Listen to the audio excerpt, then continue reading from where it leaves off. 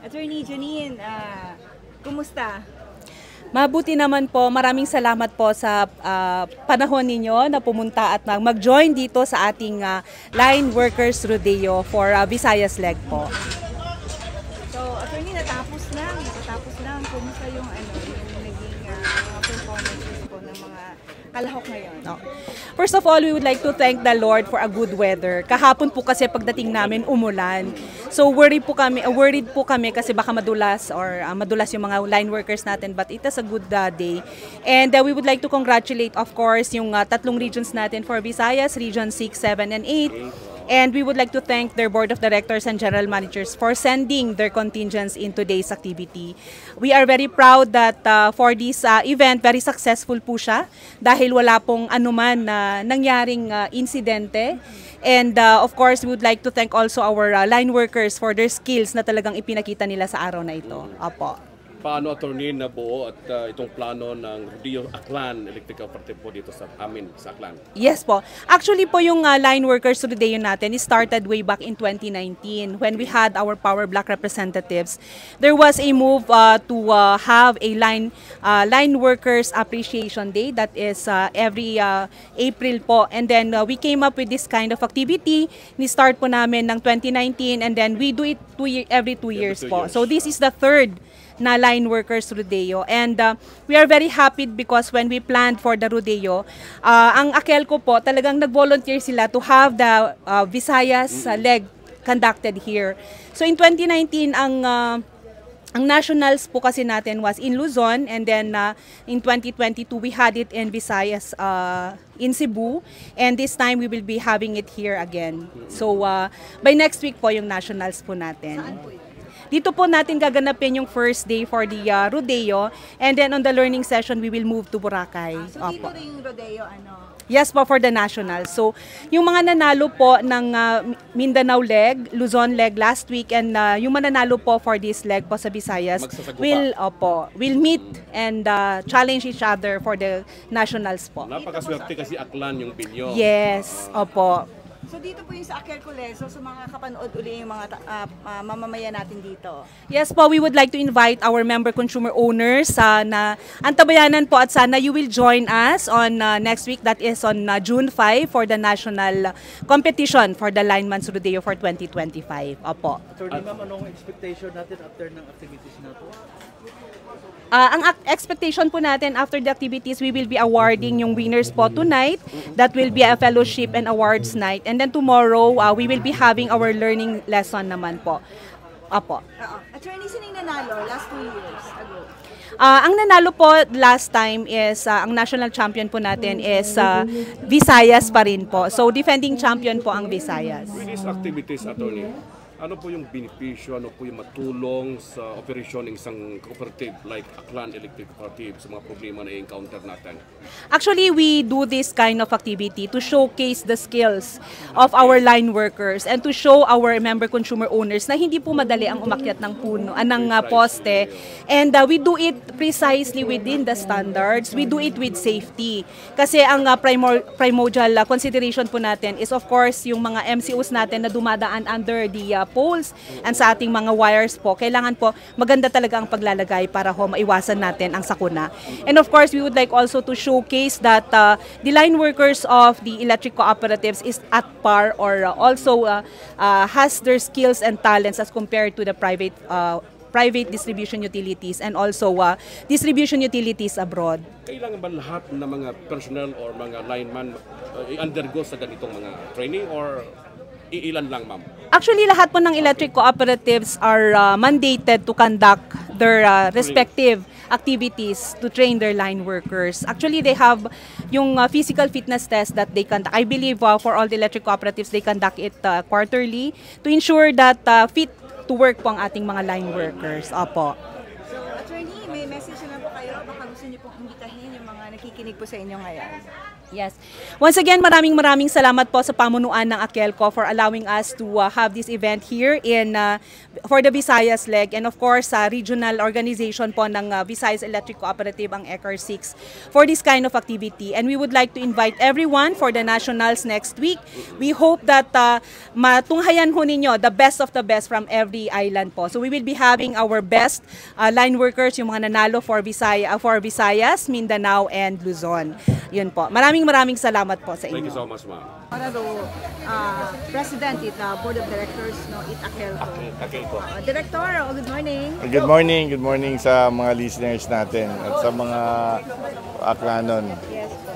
Director, kumusta po itong sinasagawa ngayong Rodeo 2025 dito sa AKELCO? Yes, first time dito sa atin sa AKELCO, sa Aklan, tsaka sa region natin na magkaroon ng rodeo. So, hopefully na makatulong to sa pag-promote din ng turismo natin dahil this 200 plus sila ngayon, and then meron pa next week na darating na another 200 na sa region, sa naman yan, national rodeo na yan.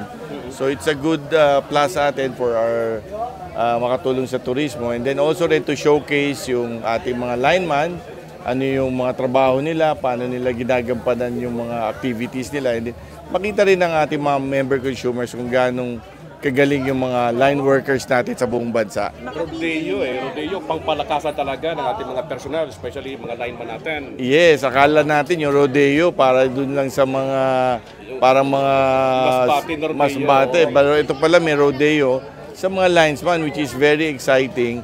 Pero nakaka-dangerous din siya kung titignan mo, parang mga stuntman sila, parang mga athlete talaga. Magagaling. Makapigilin nga yung mga ginawa nila eh. Yes, may nakita tayo dyan na tumulay sila dun sa alambre, merong akala mo mahulog pero magaling, nakabalik sila. Magagaling pumanik dun sa mga poles natin. So talaga, na-train sila, and especially yung safety factor talaga, yun ang pina-priority namin. Linya kasi ng isang like ng ating mga lineman is napakahirap para sa kanila, but nagawa at nagampanan nila yung obligasyon nila sa mga taong bayan, especially sa like Aklan Electric Cooperative. So this, ano pa yung mga expectation natin sa mga taga-Aklan, especially tatlong region na nandito ngayon, sir? Yes, tatlong region. Ang natin, sana mag-place tayo, manalo yung grupo natin, yung Region 6, and maganda yung placement natin. So hopefully next week yung competition sa national, mag-top din tayo. So this is actually parang it's a competition for them to excel. Every 2 years siya natin nila ginaganap to eh. So yun, we pray that everybody will be safe, and at the same time everybody will have fun, and makita natin yung kakayanan ng ating mga linesman. After po nito, sa June 5, meron yung national na. Yes, June 5 yung national. Diyan na yung Luzon, Visayas, and Mindanao. So whoever will win dito, siya magre-represent ng Visayas. Ay, kaya pala. Yes. So ibig sabihin, pag dito sa 8, 7, and 8, at sino dito magcha-champion, sasabak ito sa National. Luzon. Yeah, sa national, sa 5 yan. At dito yan sa Boracay, Director. Yes. Dito rin yan sila magko-compete din sila dito sa atin. So first time sa atin. Pero sir, may singit ako gaano kahalaga yung competition na to na gusto natin ipakita, implikasyon nito para sa mga mamamayang Pilipino na amin natin sa hindi, nagkakaproblema din tayo sa supply ng kuryente natin dito sa bansa, sir. Yes, ito pinapakita natin yung skill o kakayahan nila ng ating mga linesman. Ito'y more on dun sa ating mga linesman na pinapakita na gaano kahirap at delikado ang trabaho nila, na pumapanig sila sa mga poste, at kung lalo na pagdating ng merong masamang panahon na nagtutulong-tulong, dito rin napapakita yung camaraderie. Kung anong bayan o anong probinsya ang magkaroon ng problema, dito mo sila makikitang nagpapadala ang bawat isa ng tulong. Ito is parang camaraderie to eh. Ibig sabihin, pag may problema sa Capiz, yung AKELCO, padala ng tao doon para tulungan. Yes, yung huli nating malaki sakuna, yung dito sa Catanduanes. Halos lahat ng mga cooperative sa buong Pilipinas nagpadala ng tulong. Tayo, hindi tayo nagpadala ng tulong, pero nagpadala tayo ng gamit o mga materyales na sobra natin, yun ang pinadala natin. So it's pinapakita kung paano magsama-sama tayo. hindi lang sa region natin, kundi sa buong national. Director, klaro ko lang po yung national, saan po yung gaganapin? Dito or sa Boracay? Sa Boracay. Saka Boracay yan. Pero I think dito meron din sila activity. May activity sila. Dito rin yan ang pinaka-activity nila. Anong mga activities yung babantayan natin, Director? I think it's the same dito pero national na to. Ito, ano lang to region Visayas, 6, 7, and 8. Yan. So yan yung region natin. So whoever wins represents ang Visayas. Will compete with Luzon and Mindanao. Sa tatlo pong ito, sino po yung nangunguna, Director? Kasi alam niyo na siguro. As of now, Hindi ko pa makita kasi mamaya pa kasi hindi. Puro magaling, Ang sabi nila hindi daw pabilisan kasi meron yung pare pwede kang huli ka pero wala kang minus, wala kang deduction. Kasi nga safety rin eh. So yun yung ano nila, hindi lang pabilisan kundi yung may mga minus points sila eh. So doon yun. ano yung galawan sa taas, paano install lahat yung mga Yes, post nila, yung yes. cross arms, parang gano'n. Yes, so kaya mamaya pa natin malalaman talaga kung sino. Pero hopefully, Region 6 sana. Thank you so much, Director. Maraming salamat. Gusto kayong ipahabol na message sa mga nanonood natin mga kababayan. Sige.